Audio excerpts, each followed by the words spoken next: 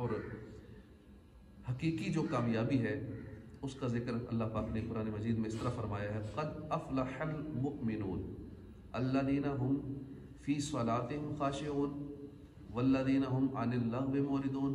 والذین هم للزکاة فاعلون والذین هم لفروجهم حافظون، کہ بے شک ایمان والے کامیاب ہوں، جو اپنی نماز میں خشوع خضوع کرنے والے ہیں، اور وہ جو فضول بات سے منہ پھیرنے والے ہیں، جو زکوٰۃ دینے کا کام کرنے والے ہیں، وہ جو اپنی شرمگاہوں کی حفاظت کرنے والے ہیں۔ اس آیت میں ایمان والوں کو بشارت دی گئی ہے کہ وہ بے شک اللہ کے فضل سے اپنے مقصد میں کامیاب ہو گئے اور ہمیشہ کے لیے جنت میں داخل ہو کر ہر ناپسندیدہ چیز سے نجات پا جائیں گے۔ اور اصل کامیابی ہی ہے، یہ دنیا میں جتنی بھی کامیابیاں حاصل کر لیں یہ ساری عارضی کامیابیاں ہیں۔ اصل کامیابی ہے جنت میں چلے جانا، جنت میں جو پہنچ گیا وہ کامیاب ہو گیا۔ سورہ مومنین کی ابتدائی 10 آیات کے بارے میں حضرت عمر بن خطاب فرماتے ہیں کہ جب نبی اکرم صلی اللہ علیہ وسلم پر وحی نازل ہوتی تو آپ کے چہرہ اقدس کے پاس مکھیوں کی بنبناٹ کی طرح آواز سنائی دیتی۔ ایک دن وحی نازل ہوئی تو ہم کچھ دیر ٹھہرے رہے، جب یہ کیفیت ختم ہوئی تو آپ نے قبلہ رو ہو کر ہاتھ اٹھائے، دعا مانگی۔ اس کے بعد ارشاد فرمایا، مجھ پر 10 آیات نازل ہوئی ہیں، جس نے ان میں مذکور باتوں کو اپنایا وہ جنت میں داخل ہوگا۔ پھر آپ نے قد افلح المؤمنون سے لے کر 10ویں آیت کے آخر تک پڑھا۔ انہی آیات کے متعلق یزید بن بابنوس سے مروی ہے کہ ہم نے حضرت عائشہ صدیقہ رضی اللہ عنہ سے عرض کی کہ اے ام المومنین، حضور کے اخلاق کیسے تھے؟ ارشاد فرمایا، رسول اللہ کا خلق قرآن تھا۔ پھر فرمایا، تم سورہ مومنون پڑھتے ہو تو پڑھو۔ چنانچہ ایک شخص نے شروع کی 10 آیتیں پڑھی تو حضرت عائشہ صدیقہ نے فرمایا، رسول اللہ کے اخلاق ایسے ہی تھے۔ تو کامیابی کی 2 قسمیں ہیں، ایک ہے جزوی کامیابی اور دوسری ہے کلی کامیابی۔ جزوی کامیابی وہ ہے جو زندگی کے کسی 1-2 معاملات میں ہو، جیسے کسی مصنف کے لیے اس کی کتابوں کا چھپ جانا، بک جانا، پسند کیا جانا، یہ ایک جزوی کامیابی ہے۔ یا آج کل جس طرح سوشل میڈیا پہ لوگ کہتے ہیں کہ میرے اتنے سبسکرائبر ہو جائیں تو مجھے بڑی کامیابی مل گئی، میرے اتنے واچ ٹائمز ہو جائیں مجھے کامیابی مل گئی، اتنے میرے لائکس ہو جائیں مجھے کامیابی مل گئی۔ تو یہ ساری جزوی کامیابیاں ہیں جن کو ہم کامیابی سمجھ لیتے ہیں۔ بزنس مین کے لیے کاروبار بڑھ جانا، کاروبار کا پھیل جانا، دوسرے شہروں میں شاخیں کھل جانا ایک بڑی کامیابی ہے۔ اسی طرح نوکری پیشہ بندہ ہے تو اس کی تنخواہ بڑھ جانا، اس کی مراد میں اضافہ ہو جانا، سہولتوں میں اضافہ ہو جانا، اچھا عہدہ مل جانا، عہدے میں ترقی ہو جانا، اچھی کارکردگی کا ایوارڈ مل جانا، اس کے لیے وہی ایک مرغوب کامیابی ہے۔ اسی طرح کی تفصیل دینی معاملات کے اعتبار سے بھی ہو سکتی ہے، لیکن کامیابی کا ایک کلی، جامع اور بلند تر معنی ہے کہ جو حقیقت میں ہمارا مطلوب اور مقصود ہونا چاہیے۔ کامیابی کا وہ مفہوم بحیثیت انسان اور بطور مسلمان اس لیے حقیقی کامل اور اعلیٰ ہے کہ اس کا علم ہمیں اس علیم و خبیر ہستی نے دیا ہے جو ہمیں سب سے زیادہ جاننے والا ہے۔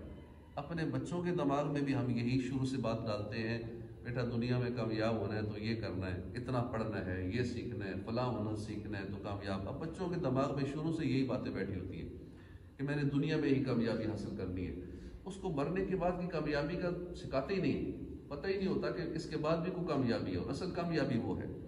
دنیا کی کامیابیوں ہی کو ہماری اولاد سب کچھ سمجھ رہی ہوتی ہے۔ ہمارا رب ہم سے زیادہ ہمیں جانتا ہے۔ الا یعلم من خلق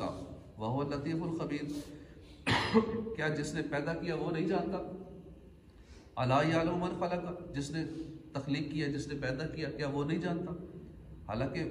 وہی ہر باریکی کو جاننے والا ہے۔ وهو اللطیف الخبیر، ہماری ہر باریکی کو جاننے والا ہے۔ ہم اپنے بارے میں اتنا نہیں جانتے جتنا اللہ ہمارے بارے میں جانتا ہے،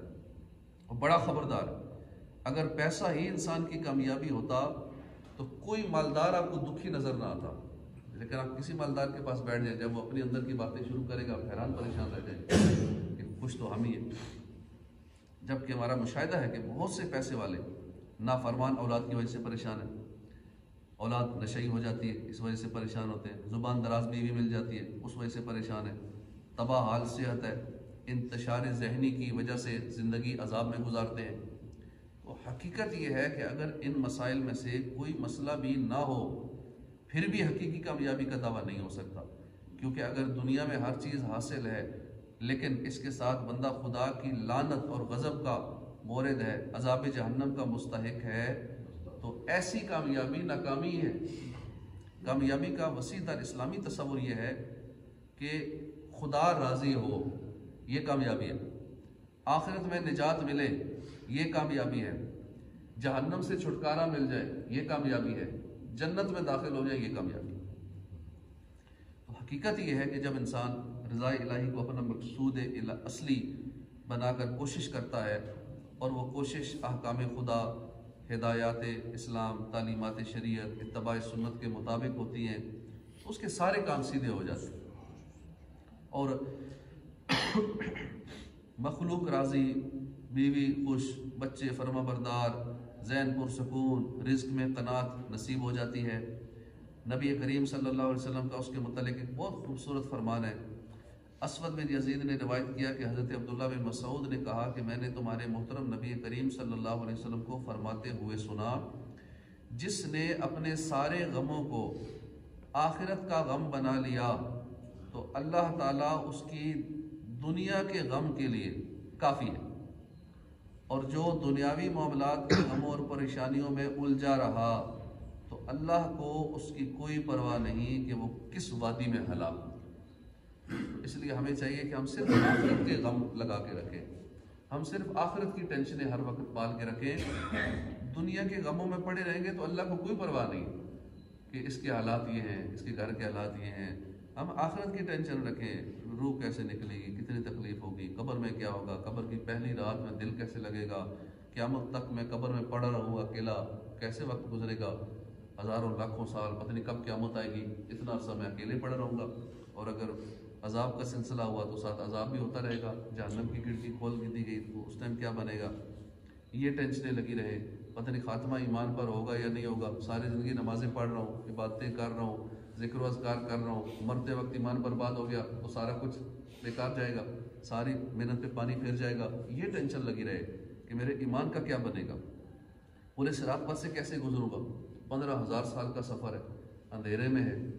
تلوار کی دھار سے تیز ہے، بال سے باریک ہے، جہنم میں اگر چلا گیا تو وہاں میرا کیا بنے گا۔ تو اس طرح کے غم اگر پال لے گا تو اللہ پاک اسے آخرت کے غموں سے بھی بچا لے گا، دنیا کے غموں سے بھی جان چھوٹ جائے گی اس کی۔ اور اگر صرف دنیا کے غموں میں الجھا رہے گا، صرف دنیا کی پریشانیوں سے ہی، ایک اور روایت ہے کہ جو دنیا کی ٹینشن لیتا ہے اس کا دل سیاہ ہو جاتا ہے، جو آخرت کے بارے میں غور و فکر کرتا ہے اس کے دل میں نور پیدا ہوتا ہے، اس کا دل پرسکون ہو جاتا ہے۔ لیکن دنیا کے غم پالنے والا بندہ ہر وقت ٹینشن بھی رہتا ہے، دنیا میں بھی 100 بیماریاں اس کو لگ جاتی ہیں، اور دل بھی اس کا سیاہ ہو جاتا ہے، دل کا سکون اس کا ختم ہو جائے گا، ہر وقت وہ ٹینشن اور پریشانی ہی میں رہے گا۔ تو کامیاب لوگوں کو متعلق اللہ پاک فرماتا ہے وَمَن يُطِعِ اللَّهَ وَرَسُولَهُ وَيَخْشَ اللَّهَ وَيَتَّقِ فَأُولَٰئِكَ هُمُ الْفَائِزُونَ، اور جو اللہ اور اس کے رسول کی اطاعت کرے اور اللہ سے ڈرے اور اس کی نافرمانی سے ڈرے تو یہی لوگ کامیاب ہیں۔ اور فرمایا فَمَن زُحْزِحَ عَنِ النَّارِ وَأُدْخِلَ الْجَنَّةَ فَقَدْ فَازَ، تو جسے آگ سے بچا لیا گیا اور جنت میں داخل کر دیا گیا وہ کامیاب ہو گیا۔ قرآن بتاتا ہے کہ لوگ دو طرح کے ہیں، ایک وہ جو صرف دنیا کی کامیابی چاہتے ہیں، اور ایک دوسرے وہ جو دنیا اور آخرت کی کامیابی مانگتے ہیں۔ چنانچہ طالبین دنیا کے متعلق فرمایا فَمِنَ النَّاسِ مَن يَقُولُ رَبَّنَا آتِنَا فِي الدُّنْيَا وَمَا لَهُ فِي الْآخِرَةِ مِنْ خَلَاقٍ، اور کوئی آدمی یوں کہتا ہے کہ اے ہمارے رب ہمیں دنیا میں دے دے اور آخرت میں اس کا کچھ حصہ نہیں۔ اور طالبین آخرت کے متعلق فرمایا وَمِنْهُم مَن يَقُولُ رَبَّنَا آتِنَا فِي الدُّنْيَا حَسَنَةً وَفِي الْآخِرَةِ حَسَنَةً وَقِنَا عَذَابَ النَّارِ أُولَٰئِكَ لَهُمْ نَصِيبٌ مِّمَّا كَسَبُوا وَاللَّهُ سَرِيعُ الْحِسَابِ، اور کوئی یوں کہتا ہے اے ہمارے رب ہمیں دنیا میں بھی بھلائی دے، ہمیں آخرت میں بھی بھلائی عطا کر، ہمیں دوزخ کے عذاب سے بچا۔ ان لوگوں کے لیے ان کے کمائے ہوئے مال سے حصہ ہے اور اللہ جلد حساب کرنے والا ہے۔ ایک جگہ فرمایا کہ جو جلدی والی دنیا چاہتا ہے تو ہم جسے چاہتے ہیں اس کے لیے دنیا میں جو چاہتے ہیں جلد دے دیتے ہیں، پھر ہم نے اس کے لیے جہنم بنا رکھی ہے جس میں وہ مذموم مردود ہو کر داخل ہوگا، اور جو آخرت چاہتا ہے اس کے لیے ایسی کوشش کرتا ہے جیسی کرنی چاہیے، اور وہ ایمان والا بھی ہو، تو یہی وہ لوگ ہیں جن کی کوشش کی قدر کی جائے گی۔ ہم سب کو مدد دیتے ہیں، ان کو بھی اور ان کو بھی تمہارے رب کی عطا سے اور تمہارے رب کی عطا پر روک نہیں ہے۔ قرآن کی نظر میں ایمان اور اچھے کردار والے حقیقت میں کامیاب ہیں۔ اولئک علی ھدی من ربہم واولئک ھم المفلحون، یہی لوگ اپنے رب کی طرف سے ہدایت پر ہیں اور یہی لوگ کامیابی حاصل کرنے والے ہیں۔ آخرت کو بلا کر صرف مالی کامیابی حاصل کرنا قرآن کی روح سے ہرگز کامیابی نہیں ہے۔ چنانچہ فرمایا یا ایھا الذین آمنوا لا تلہکم اموالکم ولا اولادکم عن ذکر اللہ ومن یفعل ذلک فاولئک ھم الخاسرون۔ اے ایمان والو، تمہارے مال اور تمہاری اولاد تمہیں اللہ کے ذکر سے غافل نہ کر دیں، اور جو ایسا کرے گا تو وہ لوگ نقصان اٹھانے والے ہیں۔ اس وقت دنیا میں لوگ پیسے کو، عہدے کو، شہرت کو ہی کامیابی سمجھتے ہیں، اور کئی لوگ آن لائن بہت کما رہے ہیں، ماہانہ 10-10 20-20 لاکھ کمانے والے بھی ہیں، ماہانہ 2-2 3-3 کروڑ کمانے والے بھی ہیں،